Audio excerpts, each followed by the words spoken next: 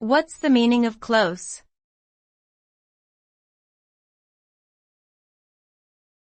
Close.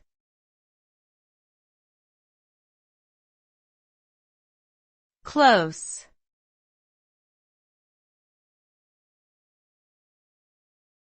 Close.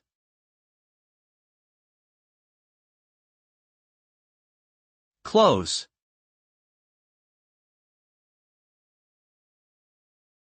Close has multiple meanings depending on the context. One common definition is the opposite of open, referring to shutting or sealing something.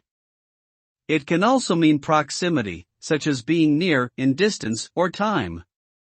Additionally, close can describe a relationship that is intimate or emotionally connected.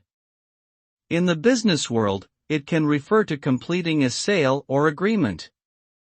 Overall, close is a versatile word that can be used in various ways to convey different ideas related to physical, emotional, and transactional contexts.